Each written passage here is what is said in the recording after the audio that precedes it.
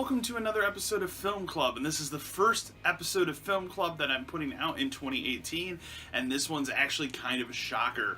The other night during the Super Bowl, Netflix released a surprise trailer for the Cloverfield Paradox. This is also the movie that was known as God Particle and the third in the Cloverfield franchise. And this movie's been rumored for a while. It was rumored to have a surprise trailer during the Super Bowl, but everybody thought it was going to come out theatrically in April, and Netflix just announced, no, this movie's up tonight after the Super Bowl.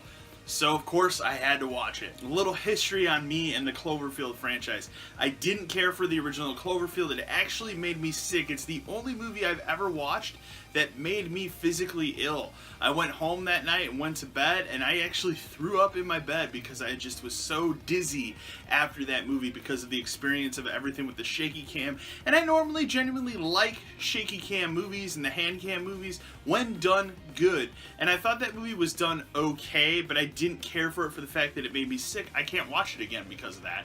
But I didn't think it was a terrible monster movie. It was whatever. And I really love 10 Cloverfield Lane. It's one of the best movies that came out the year that it came out. I think it was 2016.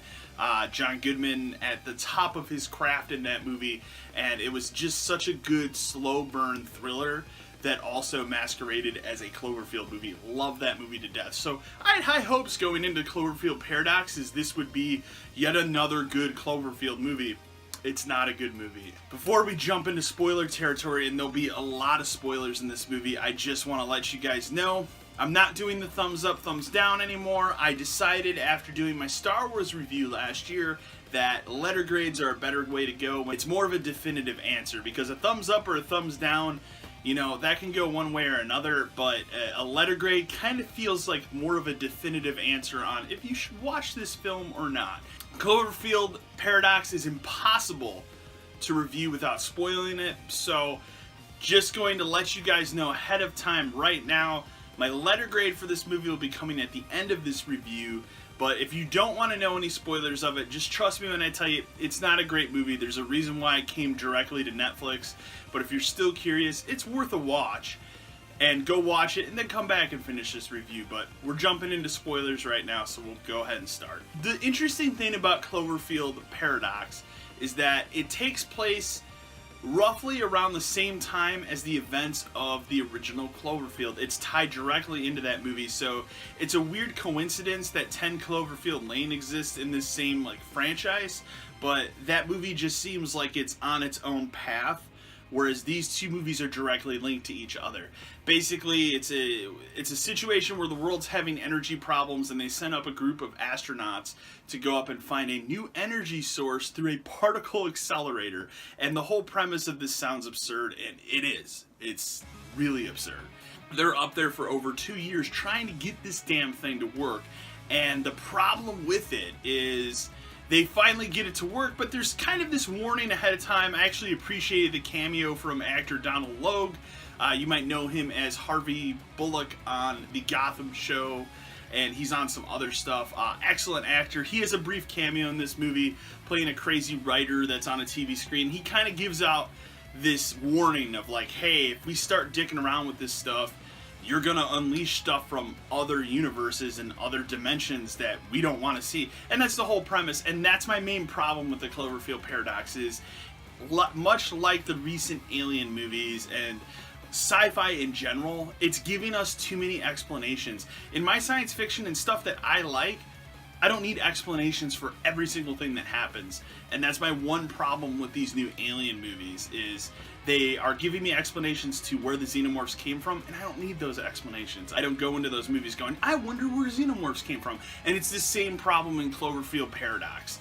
He kind of just gives this faint warning of, hey, if you keep doing this, you're gonna open this thing, and you're basically gonna open a different dimension. So that's what happens.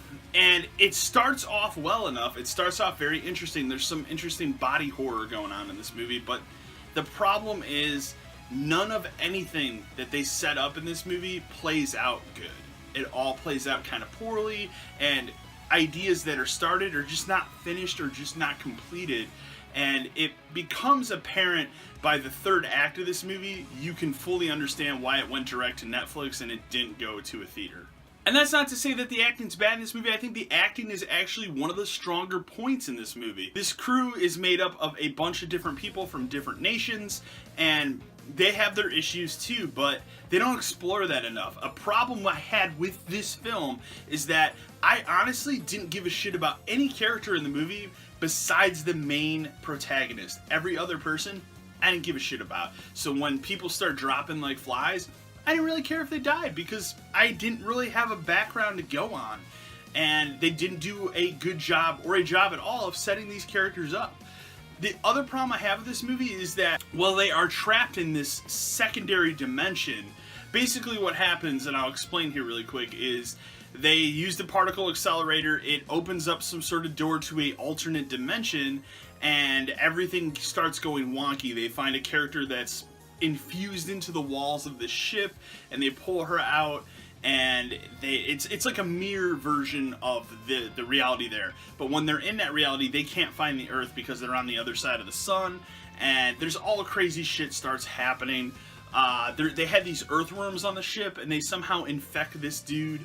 And the one cool thing that I thought that was in the movie, and they did not make good on it, is this dude gets infected with these earthworms that are like under his skin, and his eyes start moving like weird ways that are actually kind of hard to watch, and they just did nothing with that. Like, he dies and that's it. They don't do any more with that plot point, and it's sad that they don't do anything more with that. He kind of goes crazy and then he dies. It's bad. They start doing all of these things and they don't make good on any of them in this movie, and that's where the movie really falls short of being a good experience. So while they're in this other dimension, it's all about them trying to figure out how to get back to the dimension that they're from, and they're battling this one woman who's in this dimension. She actually took the place of the main character on this mission to, you know, solve the Earth's energy crisis, and it's fine, I guess. Like, it's an interesting twist, but I feel like I've seen it before. I've seen twists like this before in the original Alien, in 1985's Aliens. This movie basically is a combination of Alien, Aliens, and Event Horizon. And the problem is, all three of those movies did this idea way better than Cloverfield Paradox does. And that's the disappointing factor at the end of the day. That's why this movie falls short of what I wanted it to be. Of course, the movie ends with them going back to Earth, the two people that survive.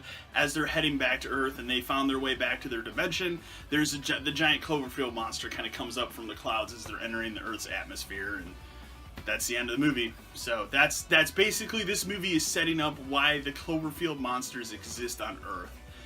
The problem I have with it is, premise of 10 Cloverfield Lane was that aliens took over the Earth, not these monsters.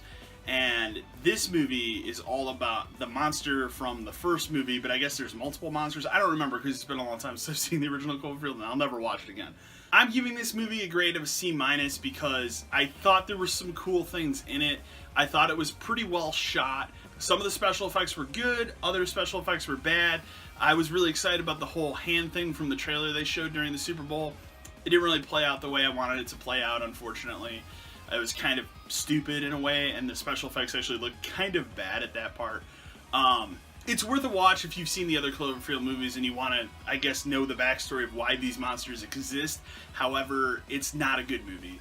And it's very apparent why they just decided, hey, you know what, Netflix will pay a bunch of money for this, and this is literally their dream because they can put up an ad during the Super Bowl and this movie's up 2 hours later, and people like me will watch it right away because it's a shock, surprising thing that this movie just kind of got plucked and thrown on Netflix that fast. But C- for Cloverfield Paradox. I don't think it's a great movie, but it's worth a watch if you've seen the other Cloverfields. Anyways, guys, remember to like, share, and subscribe to the channel, and as always, until next time.